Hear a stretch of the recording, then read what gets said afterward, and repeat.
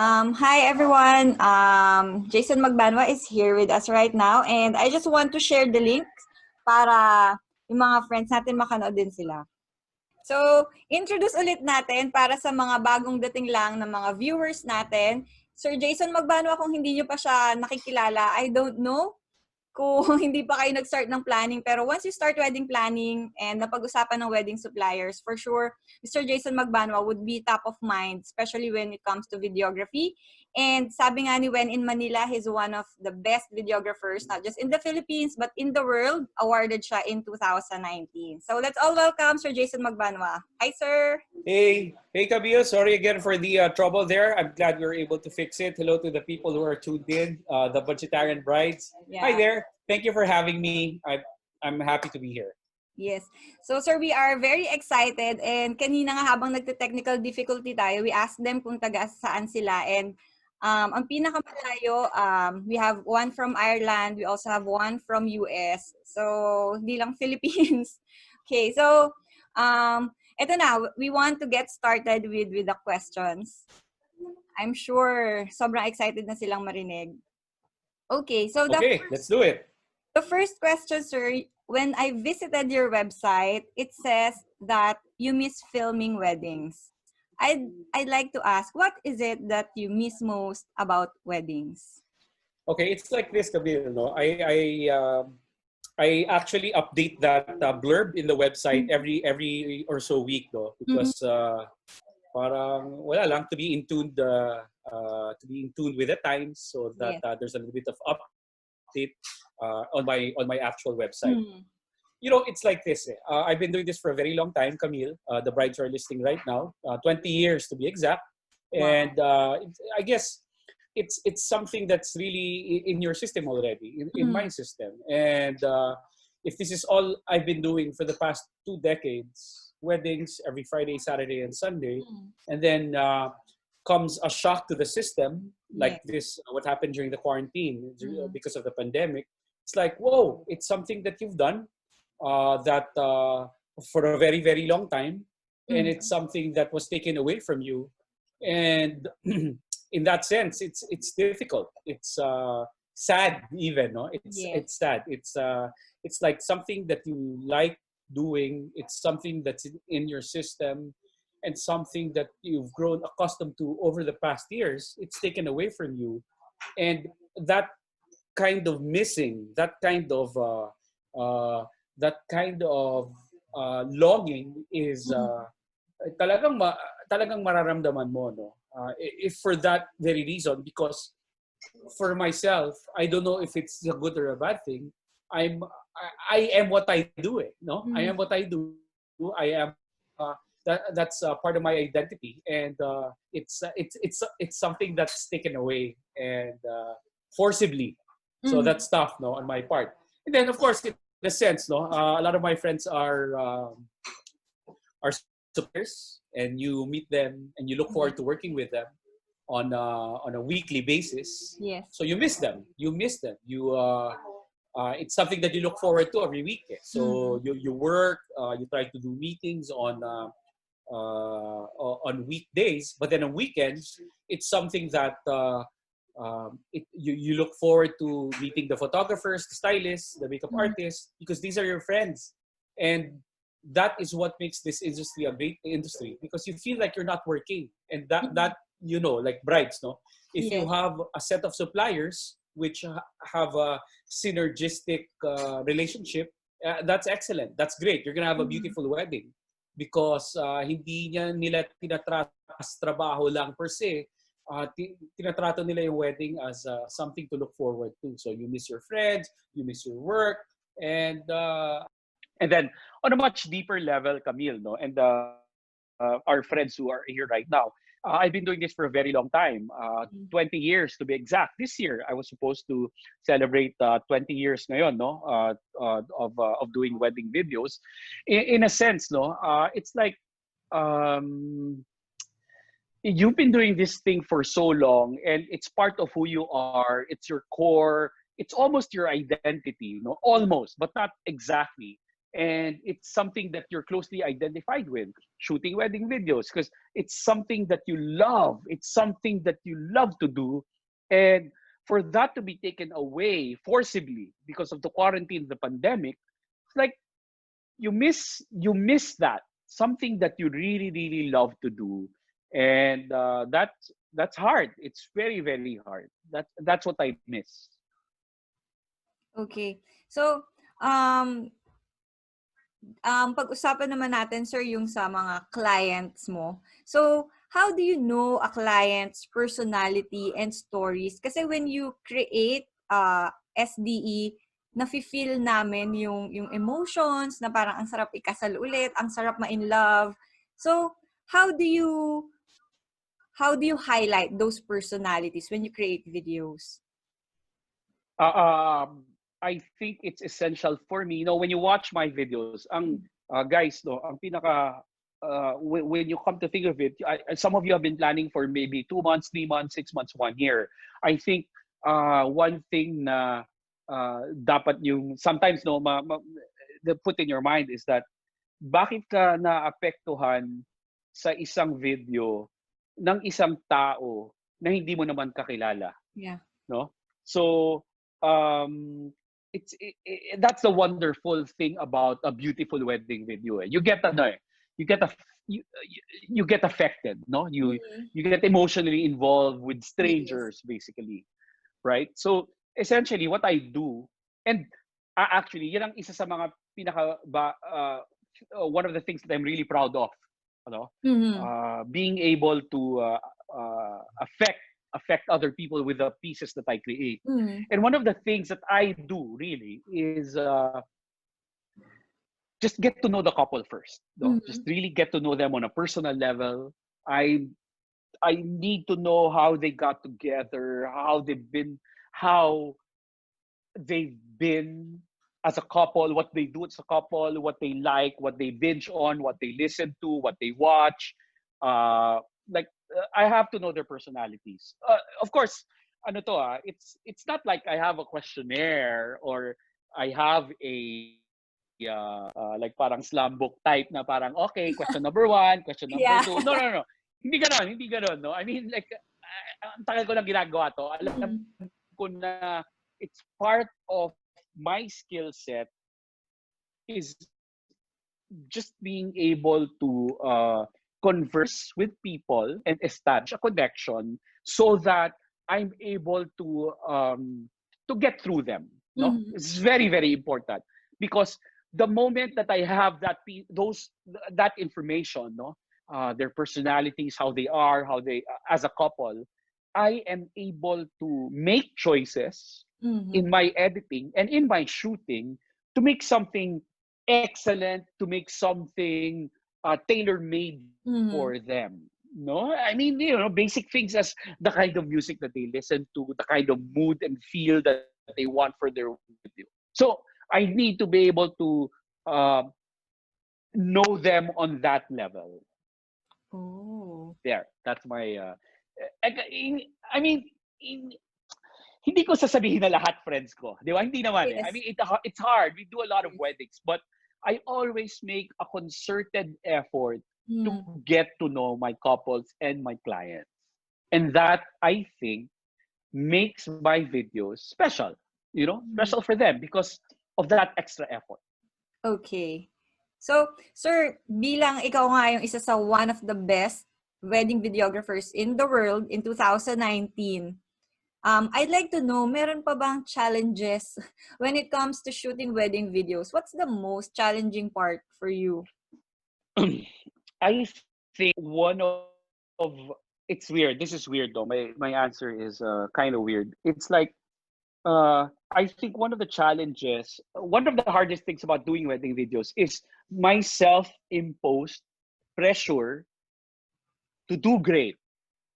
Does that make sense to you, Camille? Like, Yes. I mean, alam ko magugustuhan nila kung ano yung gagawin ko, magugustuhan nila kung ano yung gagawin ng team ko, pero mas lalatagan ko pa yun ng pressure na parang yung ginawa ko ngayong linggo kailangan mas maganda kaysa nung ginawa ko nung Sabado, or parang nagawa ko na to at nagustuhan to last week, kailangan makapag-isip ako ng iba Mhm. para mas magustuhan ngayon ng client ko ngayong araw na ito. So, it's all because I guess it's part of being, like, di ba, nag-quote ka kanina ng mga articles, no? Yes.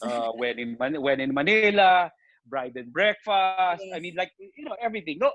So, kumbaga, under a microscope ako, kailangan lahat ng gagawin ko maganda. So, I mean, but at the end of the day, I mean, external pressure, it doesn't matter.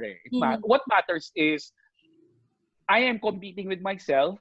I want to just exert my best effort for my clients. That's it. That's the hardest thing. Na parang, I mean, sa totoo, di ba? Hindi na naman talaga mag-shoot ng wedding, lalo na pag ang tagal mo nang ginagawa. Pero, dahil sa kagustuhan mong sobrang ganda parate, yun yung challenge.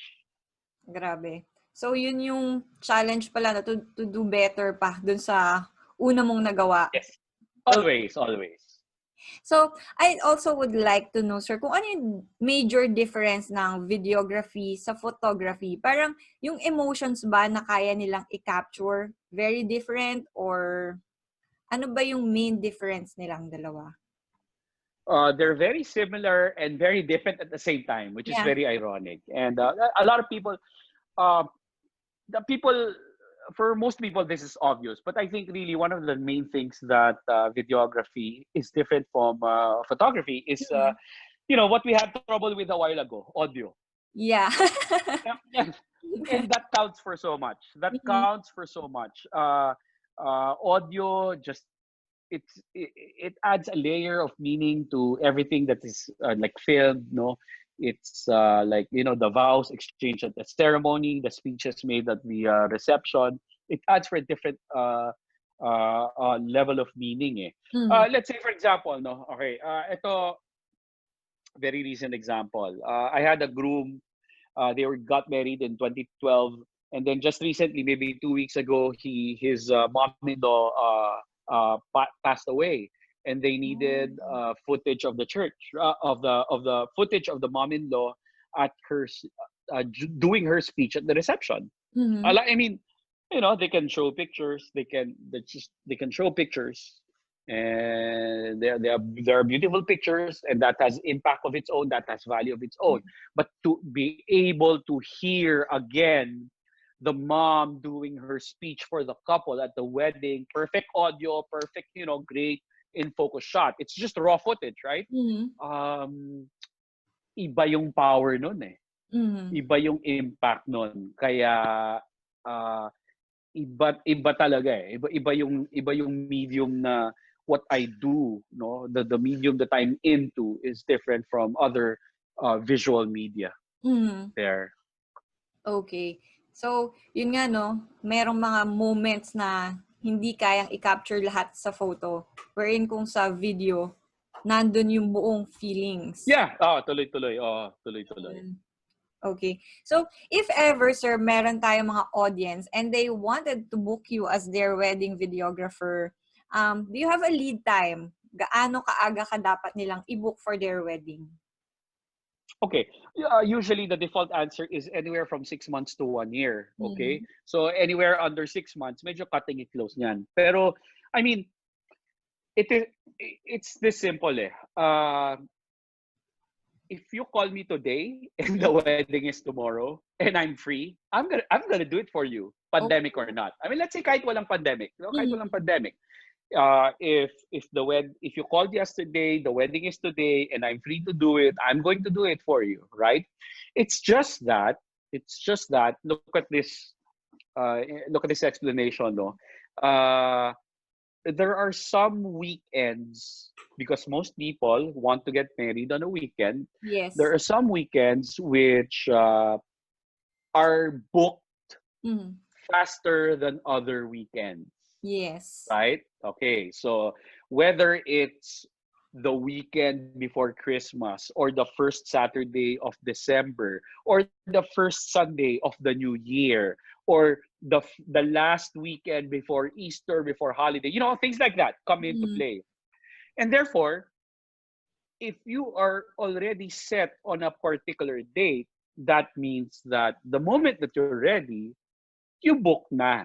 It doesn't matter, no? There is no lead time because I will take that, unless it's 2 years from now. I won't take, no. Mm-hmm. But if for example you are looking for a date which suppliers say it's a hot date, Yeah. you make a decision already and go talk to your suppliers, because imagine, like, if it's the last Saturday before Christmas, Mm-hmm. 10, 15, 25 other brides want that date. So if you want to book the supplier that you have in mind, go call that supplier already and book ahead of schedule. Okay. So, ayan, narinig na natin. Advice na from the best wedding videographer. Ayan na yung sinasabing for the lead time. Okay? So, now, sir, since you are a popular celebrity wedding videographer, namimili ka ba, sir, ng clients? Hindi totoo yan. Kahit dati, kahit ngayon, alam mo, ano yan naniniwala naman ako na, wala. Service provider ako Camille. Wala naman ako sa posisyon na mamili ng client. Sino ako? Bakit? Wala. Hindi ko in-entertain yung notion na yun. Nagtataka ako kung bakit merong mga ganung notion. Nakakapagtaka, honestly, because again, who am I? I am a service provider, and if this is a job that I have to do, and if you are willing to agree on the terms that I have, my price, the payment scheme, and you like my style foremost, there's there's absolute no reason I will turn you down. So no, I don't pick clients. Okay, so ayan, from Sir Jason Magbanua, hindi siya namimili ng client. Okay, so ayan. Ano ba, di ba? Susi pa. So, let's now proceed with the questions. Ito, nanggaling na to sa community of our brides. So, the first question comes from Yca Ramirez. How will I make myself more comfortable in front of a camera para hindi ako mukhang awkward sa save the date or SDE? Okay, number one, Ika, mag-practice ka. Practice ka, di ba? Ano ba ang magandang ngiti mo? Ano ba ang maganda dun sa side mo? Although kapag experience yung photographer mo, malalaman niya kaagad kung anong side is better. But if you're vain, you probably know what your good side is already, right? Okay, and that's not a problem, right? Okay, and now, I also get a lot of bilin, before the wedding, na sinasabi na, Jason, hindi ako masyadong comfortable in front of the camera. What can we do? And I always tell them that it's fine. It's perfectly fine, because lalong-lalo na kung nasabi mo yan, hindi kita, as a videographer, hindi kita ilalagay sa posisyon na uncomfortable ka. Right? Hindi kita pipilitin na magpaikot-ikot na may veil at mag-fake laugh ng 100 times na no, hindi, 3 times lang, no? Hindi kita itutulak para mag 15 takes tayo. Hindi kita pipilitin na like I will not put you in a comfortable position, because know this, people, no? Like, this is, of course, I'm speaking from my own experience and from my own perspective, right? Like, parang oo, gagawin kita ng magandang video, pero hindi ko ibibida or i-force you, hindi ko i-force yun. Diba? Hindi ko i-force yun. Nahanap ako ibang paraan para mapaganda yung video kung ayaw mo mag-hair down shots, diba? If you think that that's a waste of time or we're rushing for the church, hindi kawalan sa akin yon, dahil makakagawa ako ng magandang storya kahit wala yan. Kahit si groom mo sabihin mo na nako, ako okay ako, pero siya medyo mahiyain diba? It's fine with us. It's fine with us. And it's something that I and my crew know, na parang sabi, Lord, nag-meeting kami niyan, medyo mahihain yan, ikaw na bahala, wag mong pilitin masyado. For example, Lord, for example, that's the name of the person that, of my videographer. Take it easy with him, take it easy with her, don't force it, relax lang kayo.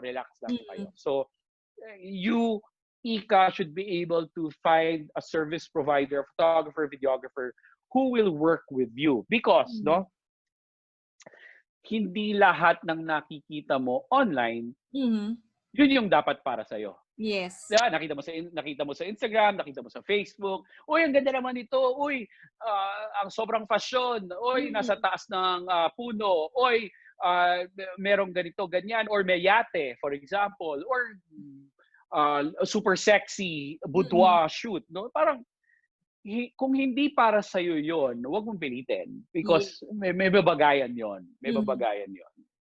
Okay. So, next question from Leilani Reyes. Oh, I think we have a problem with the audio again. Wow. Naputol ulit. Kanina sabi nila okay na. Kanina si Miss Cheryl sabi niya is okay. Ngayon, naputol daw. Yan. So I hope, it's better. You can hear me, right? Yes. You can hear me? Yeah, I can hear Yes. me. I have full power on my AirPods, on my microphone. So, should be fine. Ayan. Yca, good luck sa ano mo. Yca, good luck sa Thank you daw. shoot mo.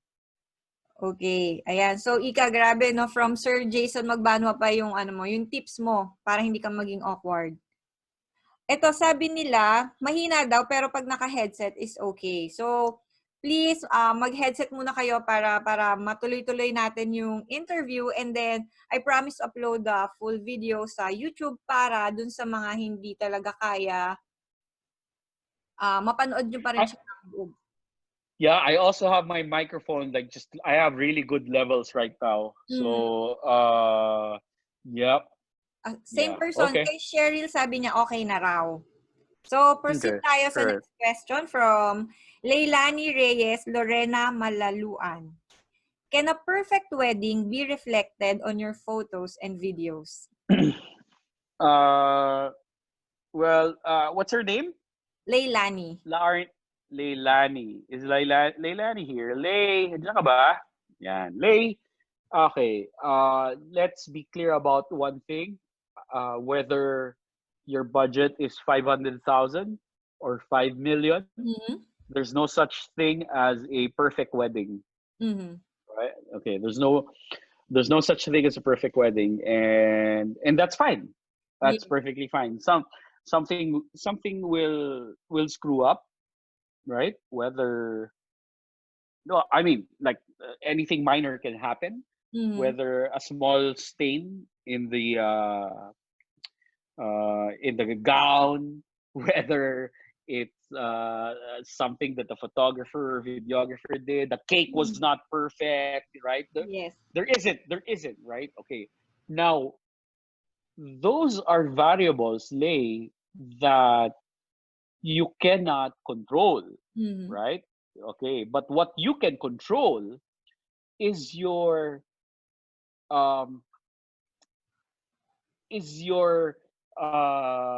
how you will react to that situation. That's what you can control, right? So whether or not the imperfection, they're going to be there. They're going to be there, and it's perfectly fine. I mean, these are the stories that you will tell your kids and your grandkids, no? Whether naiwan yung singseng at nahabol lang, whether mali yung tugtog, no? Pero mali yung tugtog na napatugtog sa first dance mo. It's fine. These are stories that you can tell. Now, as far as photographers and videographers' ability to show a perfect wedding, I wouldn't say that kaya namin yun. Hindi kami makakapagpa-show ng perfect, no? Pero what we can do as photographers, videographers is try to mask yung imperfections na parang, okay, parang halimbawa, may bisita ka. Di ba? Ang ayos-ayos ng dress code nakalagay. Di ba? Tapos nakamaong. Yeah. Di ba? Nakamaong. Hindi ko ilalagay yon sa edit. Yes. Hindi ko lalagay sa edit yun. So, yung imperfection na yun, na medyo nabwisit ka, parang ano ba naman to? Di ba? Minsan lang. Hindi ba na nakapag snacks, di ba? Yeah. Yeah. So, hindi ko sasama yun. So, tutulungan kita, no? Tutulungan ko kayo, yung brides, yung couple, na makapag ma-achieve nila yung perfection, no? Yung semblance of perfection. So ayun. No, parang maliliit na bagay na under construction yung katabing building ng church. Hindi ko sasama yun. Yeah. Hindi ko sasama yun, di ba? Okay. Sadly, halimbawa, vows, no? Halimbawa, vows. Tapos magtitinginan yung bride and groom. Tapos, syempre, sobrang emotional, nag-iiyakan, tumutulo na pala si punong bride. Di ba?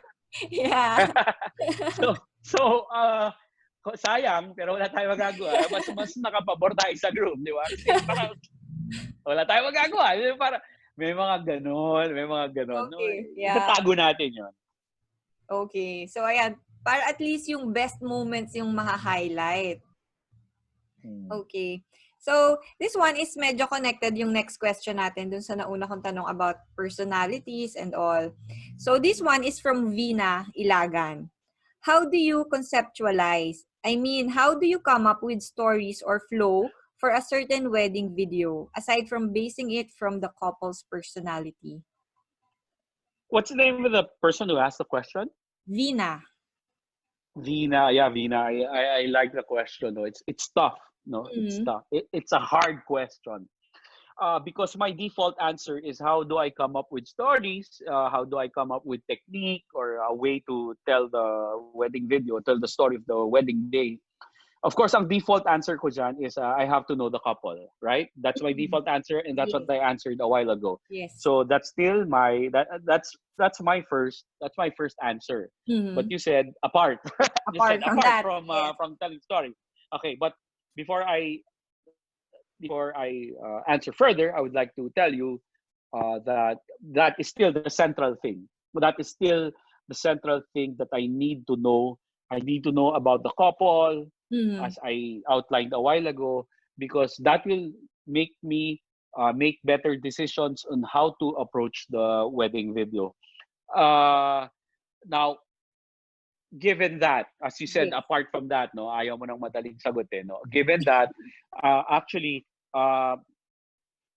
in any given weekend, on any given wedding, no, ano ako may mga influences ako na ang daming pinanggagalingan. Whether it's a music video, whether it's a Netflix docu-series, or a painting na may color grade, may a certain type of color palette, o kaya naman nakapanood ako ng ganito, meron akong i-try out. So, ibabagay ko ngayon na parang, what am I inspired to apply now to a wedding video that will fit the couple's personalities or the couple's story. So,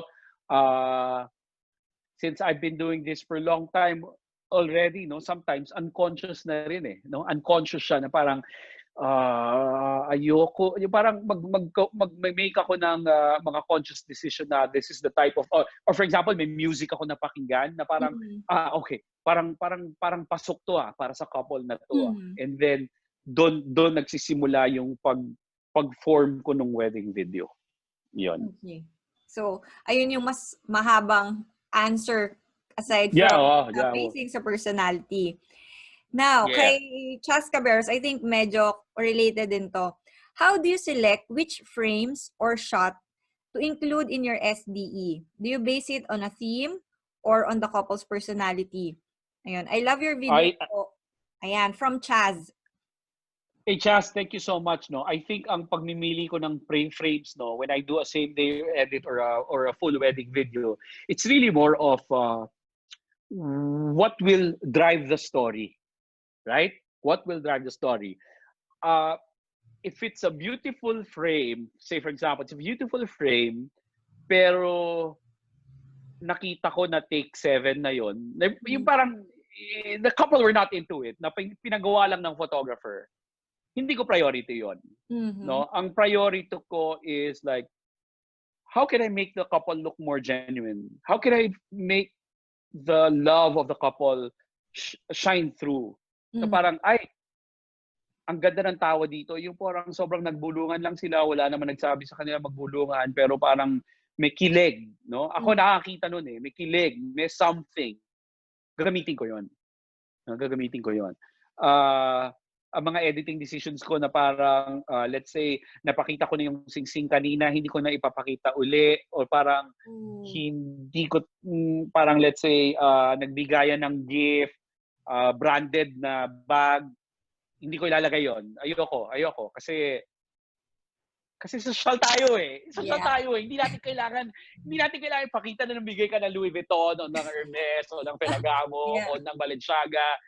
Hindi. Ang importante doon ay nabigay ka ng regalo at natuwa yung asawa mo. Yung effort, no? Yes. Mapa-letter yan, mapa-slumbook yan, MacBook Pro, iPhone, o kaya S20, o kaya leather bag or leather handbag. It doesn't matter. The point, what matters is the note, the sincerity, the intention, right? So nakikita mo ngayon ako kung paano ako mag-isip. Na parang okay na eh, natanggap mo na yung letter, ang saya-saya mo na. Hindi ko ipapakita ang pagbukas doon. Yay, speedy. Ganyan, di ba? Yung parang di ba? Yung parang hindi ko gagawin yon. Hindi ko, ganun ako mag-isip. It's really more of the emotions rather than any physical object that can be found in the wedding day. Ganun. So Chaz is watching. Thank you daw for answering. Siya yung nagtanong nito? Yes, yes. Chaz, sabihin mo sa akin kung okay yung sagot ko. Yan. Paano pa ba ako mag-isip? Yung for example, okay, di ba? The photographer and videographer will take 30 to 40 minutes to shoot the bride hair down. For example, right? Okay. Kasi uso eh. Kasi uso. Kukuha ako niyan mga 1 or 2 clips. Wow, ganda, slow motion, etc. Pero hahanap ako ng gusto ko kasama yung tropa. Gusto ko kasama yung bridesmaids. Kasi may dynamism yun eh. Merong element na, oh shit, this is my bride squad. I'm happy on my wedding day. I'm gonna pick this frame more than the solo because napakita ko na naman siya. But I wanna show fun. I wanna show how they are, the anxiety, the enthusiasm, the excitement. That's what I wanna show. Okay, so ayun. I-apply ni Chaz, di ba? So, next question. From Jerah Mae, is it okay to give copy of shots na gusto ko ipagawa sa videographer and photographer, or is it offensive sa part nila? This is from Jerah. Okay. I'm gonna say outright, medyo offensive yon. Offensive yon. Okay. Not naman, in varying degrees, no? Depende naman sa pag-approach mo eh, no? But, kasi, hindi na ginagawa sa akin yan. Yeah, of course. Hindi na ginagawa sa akin yan. Pag ginawa sa akin yan ngayon, ma-offend ako. Right? But here's the thing, Camille. Nung nagsisimula ako, ginawa din sa akin yan. Ginagawa sa akin yun noon. It's not a good feeling. Okay. It's not a good feeling.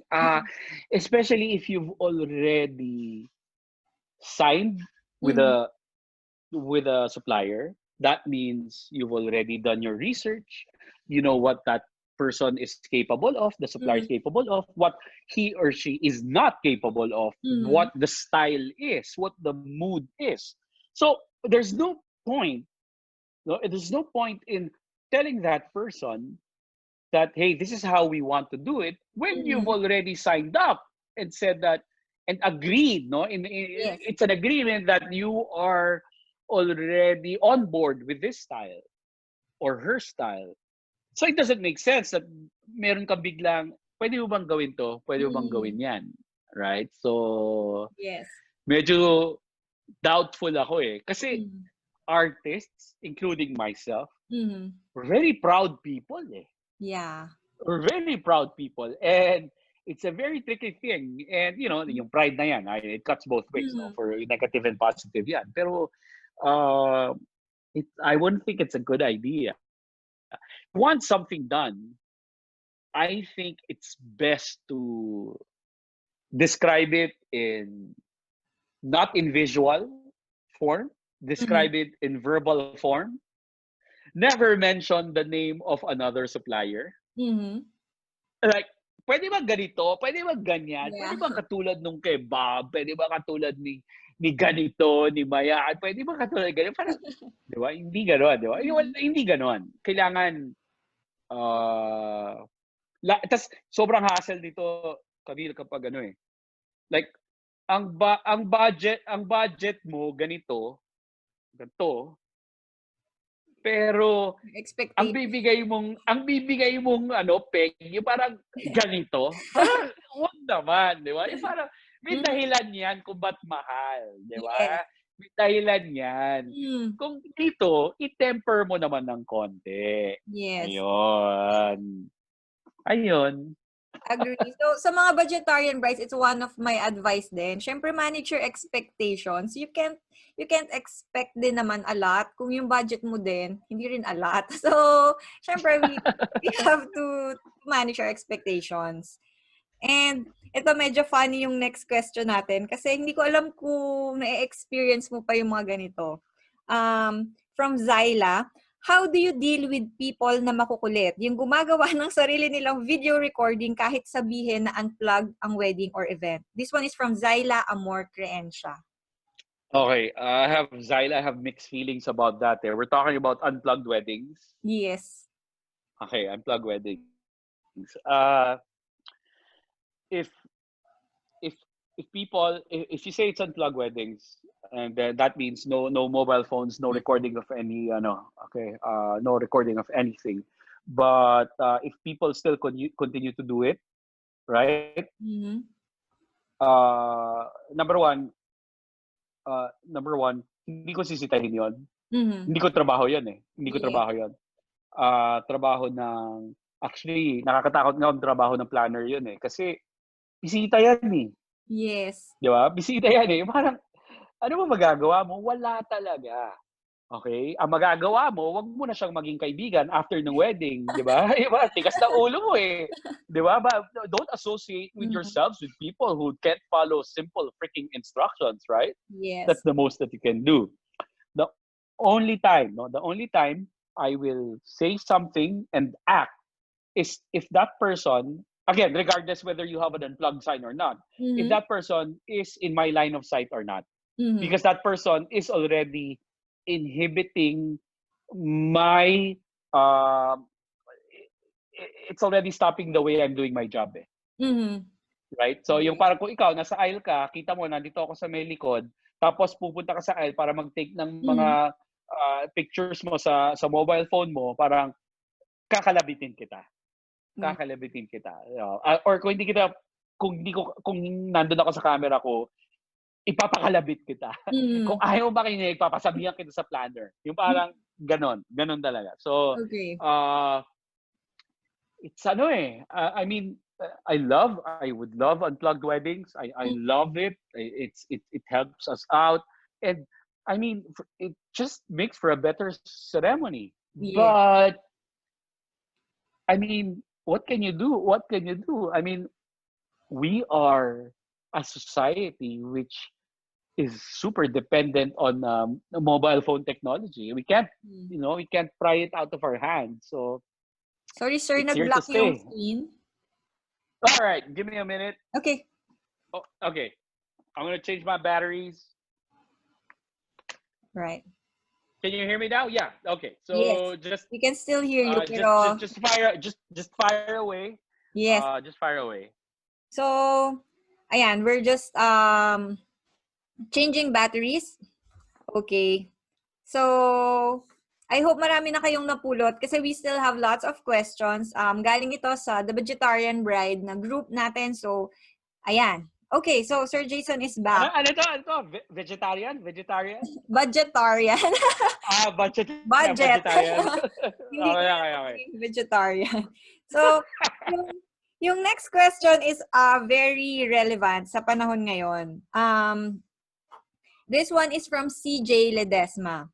How will photography and videography change in these times when churches and LGUs only allow limited number of persons to attend weddings and events? What outcome will we expect in terms of photo, video, and SDE?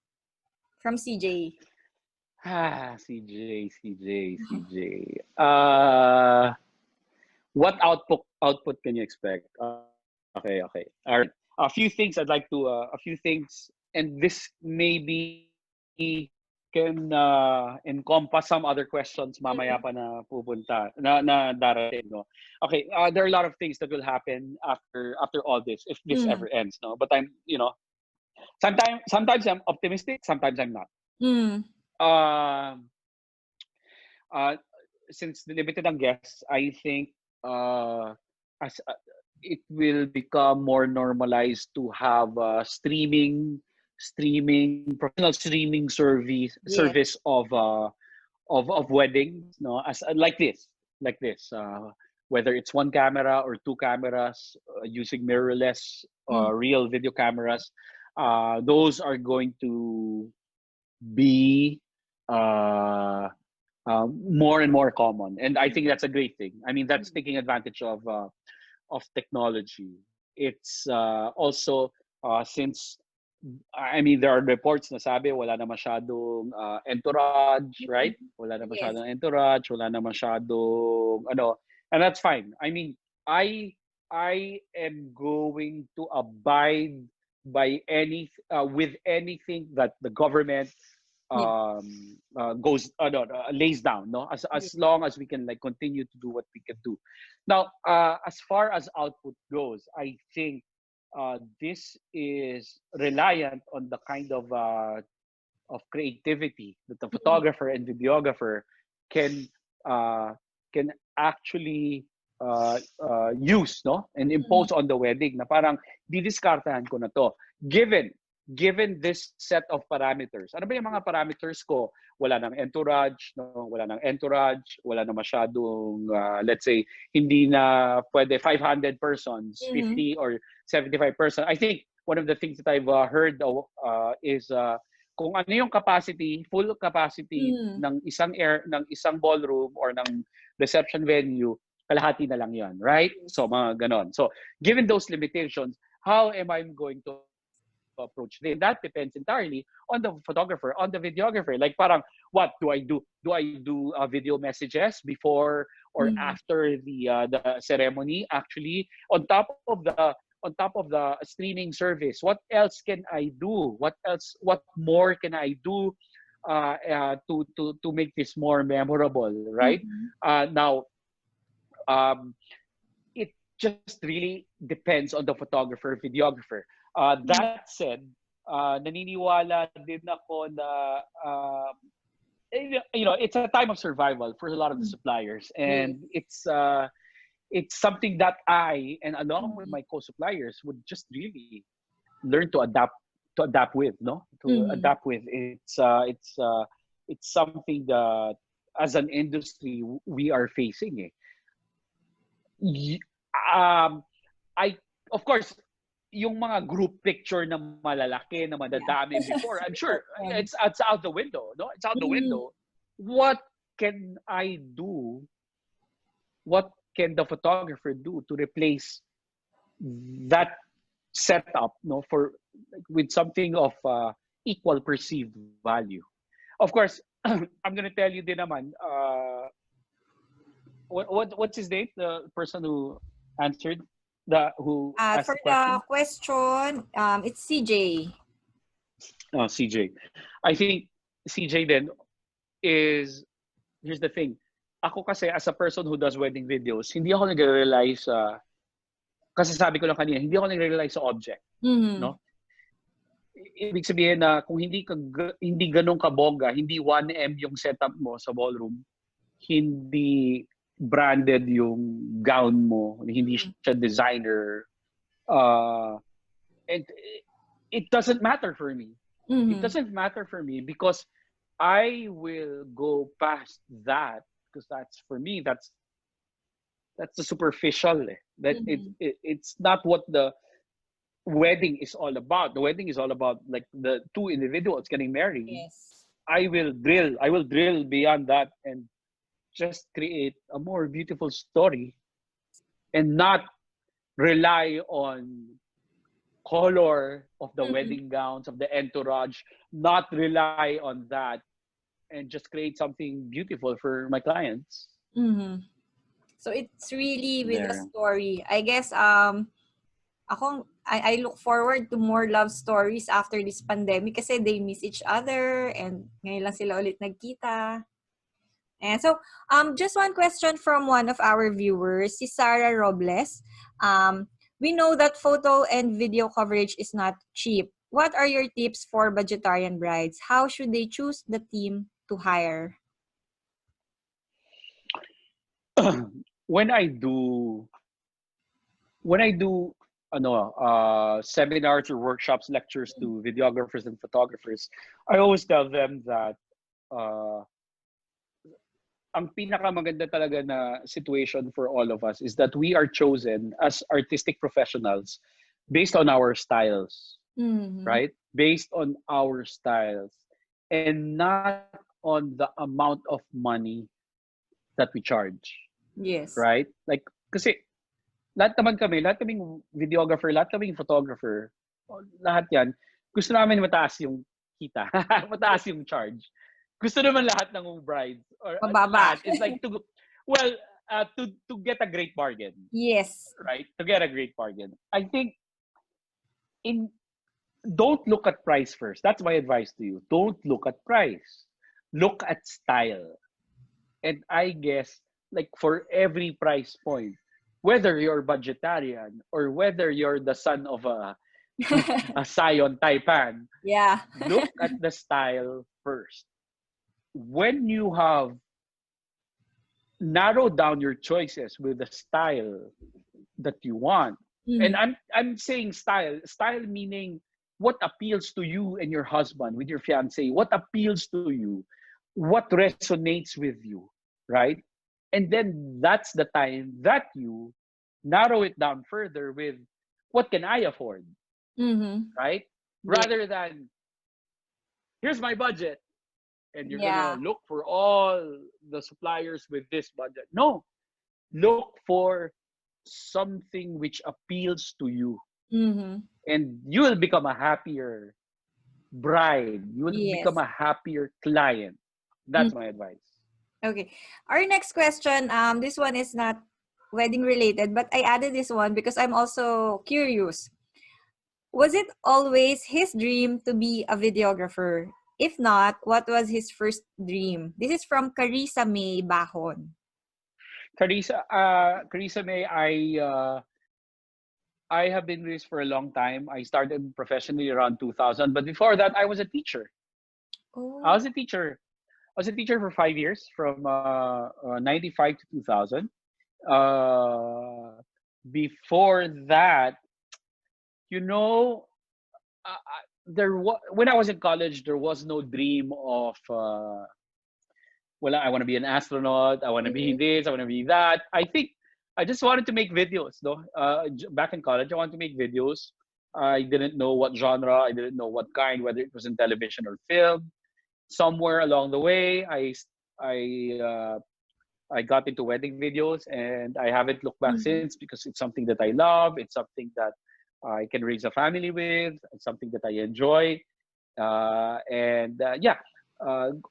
Natupad yung, gumagawa ko ng film video, but unexpected yung, it's about weddings. Yeah. So, yun. Okay, ayan. So, before naging popular wedding videographer, ayan, Sir Jason Magbanua was once a teacher. Okay. Saan tayo? Sorry. Next question. Ayan, malapit na pala tayo matapos. From Mae Torayno. Bakit ang gaganda ng gawa ni Sir Jason Magbanua? What are the secrets? Kaya din ba gawin ng mga amateur photographer or yung normal lang na wala pang masyadong knowledge? From Diana. Okay. Sa tingin ko, hindi. Yung amateur nga eh. Huwag mo yung compare yung amateur sa professional. Wag. Kung hindi, madidisappoint ka lang ng sobra-sobra. Kung merong dahilan kung ba't kami nag-charge ng ganito, dahil yung kakayahan namin ganito. Yung mga amateur, yung kakayahan nila, dito pa lang eh, right? So, Yes. na-discuss natin kanina yan, di ba? Kailangan umarte ay ayon sa budget. Bayad. Yes. Yung parang kung dito lang naman, wag maghanap eh, ganon. But that said naman, ang daming magagaling na nagsisimula pa lang, no? Ang daming who are still starting, making a name of for themselves. But again, like I said, you don't go to them because they're cheap. You go to them because their work appeals to you, right? So, tsaka ano yan eh, 'di ba? Yung tinatawag na yung kailangan gumastos ka ng 10,000 hours para magaling ka sa isang bagay, no? That's Malcolm Gladwell, no? You spend 10,000 hours. Whoever that professional was, whether it's Michael Jordan, whether it's the Beatles, they spend at least 10,000 hours to be good at what they do, right?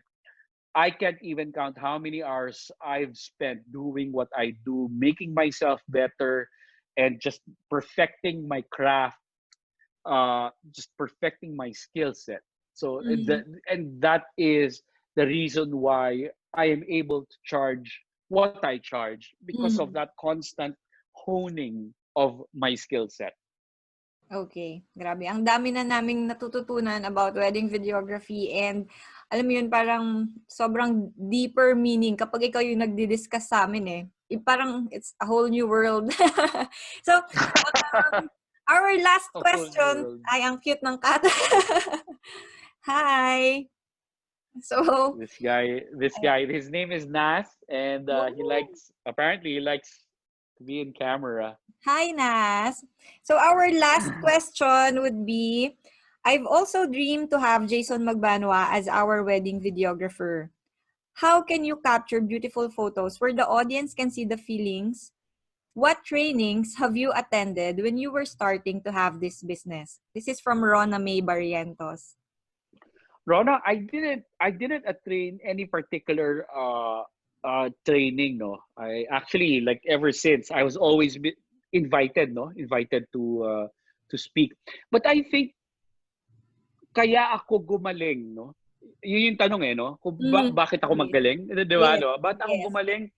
Gumaling ako kaka-practice, kaka-shoot, kaka-practice, kaka-edit, right? So I think nothing beats that eh.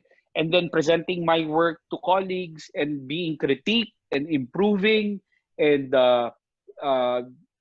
making it better. Of course, meron din akong share ng disappointed clients, right? Early on, like, but sila na disappoint. I have to analyze that. So how can I make things better, right? How can I make things better? And by being open to criticism, by being open to self improvement, I'm able to make myself better. So those are the things that I did, especially really just practice, like putting in the hours of making myself better.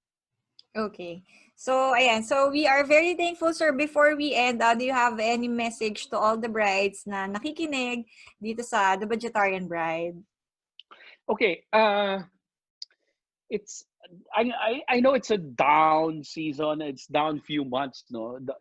Down literally and metaphorically. Malungkot, no? Malungkot. Usually, ang pagpaplano ng wedding, masaya yan eh. Masaya, no? You look forward to it, no? Regardless of what budget, whether you're vegetarian or not, it's just a fun thing to do. But times are hard. Yes. And, you know, I mean, you can't, maybe maybe 1 month ago, you didn't even think kung matutuloy ba yung kasal mo or Yeah. not, right? And I think that's a horrible feeling, you know? I think it's horrible because all you want to do is get married. That's why you saved up. And ngayon, yung ipon nauubos because of things Yes. that are unforeseen, and that's tough. I'm with you. I'm with you on that. As a wedding supplier, it's like, oh shit, I mean, this is not planned, and this is Yes. tough, and I have to take care of my employees, I have to take care of my team, I have to take care of my family, I have to take care of my mother, whose birthday it is today. Happy Wow, birthday, happy Mama. birthday. And so it's tough, but being on this show and being on your channel, Budgetarian Bride on Facebook, it's like I'm happy. You know, I'm happy because I can see that there's still interest in wedding planning. There's Yes. still interest in on moving on with plans. No, however change they may become, that's fine. It's great. It's great because we all have to adjust. And I'm happy. I hope that you keep the same optimism, the same enthusiasm, Mhm. because I mean, wala namang nothing good will come out of self-pity and anxiety. You know, I Mhm. mean, tapos na yon, and then Yes. we just move forward. We just move forward. So thanks for having me. Thanks Yes. for having me in Thank you for your agreeing. forum. Yeah, sorry for the technical difficulty. Yeah. Yeah, we did test, but yeah, I had a great time. You had very intelligent questions. I was happy to answer them. Thanks for having me. Okay, so and thank you so much for joining us and for giving us your insights, for answering all the questions from brides to be. We hope na yung ibang nanonood dito can book you and mabalitaan nila kami sa Kaya experience. yan! Kaya yan! Ano O ba yan? ayan, kaya daw 'di ba? O Kaya yan! Okay. So, ayan sir. So, I hope you keep safe and ayan, marami ka pang weddings na i-cover. And we are very happy to see you here. Bye. Salamat. Take care. Take care, guys. Thank Be you. safe. Stay healthy. Jeffrey, thank you so much. Yes. Ayan. Take care, Bye. guys.